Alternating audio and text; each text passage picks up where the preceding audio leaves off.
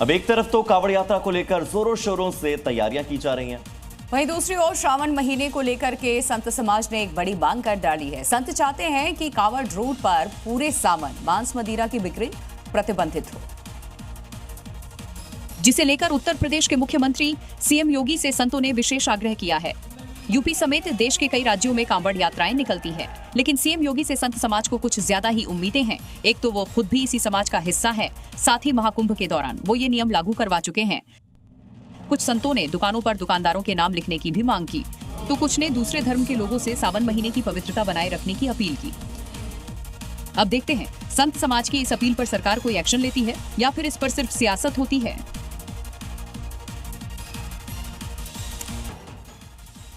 कांवड़ और मुहर्रम दोनों फाइलों पर योगी ने फाइनल ऑर्डर दे दिया है और इसी के तहत कांवड़ियों को यहां किस तरीके से कान फोड़ू आवाज और भड़काऊ नारों की इजाजत नहीं मिली है, आपको बताएंगे। उसी तरह से ताजिए को लेकर भी योगी का सीधा मैसेज है कि ताजिया के लिए ना तो पेड़ काटे जाएंगे, न तार हटाए जाएंगे, तो उसकी हाइट जो निर्धारित है उसी के मुताबिक ताजिया जुलूस निकाले।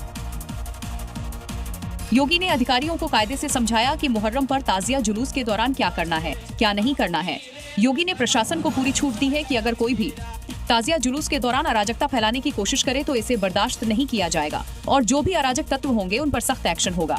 पर्व के नाम पर नई परंपरा नहीं चलने दी जाएगी। जुलूस को शस्त्र प्रदर्शन नहीं करने की हिदायत दी गई है। सीएम का ऑर्डर ये भी है कि जुलूस के दौरान ऐसी कोई हरकत ना हो जिससे दूसरे धर्म की भावनाएं आहत हो। कि मौलाना भी सीएम के इस फैसले की तारीफ कर रहे हैं। इतना ऊंचा ताजिया हो कि आराम से नीचे से, पेड़ के नीचे से, तारों के नीचे से निकल जाए। सीएम ने ये भी साफ कर दिया कि धार्मिक प्रतीकों का राजनीतिक इस्तेमाल नहीं करने दिया जाएगा। झूठी खबरों और अफवाह फैलाने वालों से भी सख्ती से निपटने का निर्देश है।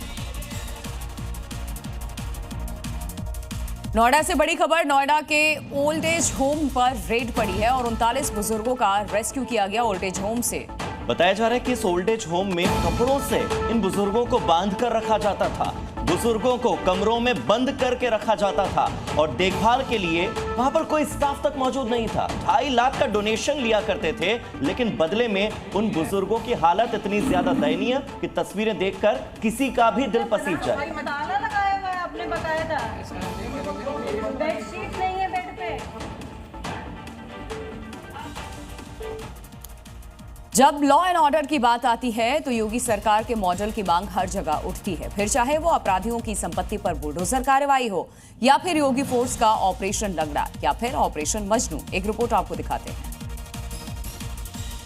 तभी तो महिला सुरक्षा के मामले में यूपी की योगी सरकार देश में नंबर 1 मानी जाती है, जहां बेटियों की ओर आंख उठाकर देखने भर से योगी फोर्स ऐसा सबक सिखाती है जिसे अपराधी ताउम्र याद रखते हैं। अब बरेली में हुए इस कांड को ही देख लीजिए। 21 जून को छात्रा से मुसब्बिर नाम के इस अपराधी ने छेड़खानी की और 24 घंटे के भीतर ही पुलिस ने उसे नानी याद दिला दी। दूसरी ओर दिल्ली में भी हाल फिलहाल में महिलाओं से जुड़े कई अपराध सामने आए। इन मामलों में कार्रवाइयां हुई हैं। दिल्ली पुलिस एक्टिव भी है, लेकिन मांग हो रही है योगी मॉडल की। जाहिर ये मिसाल तो तभी बनेगा जब त्वरित और कड़ी कार्रवाई हो, और ये तभी संभव है जब योगी मॉडल पर काम होगा।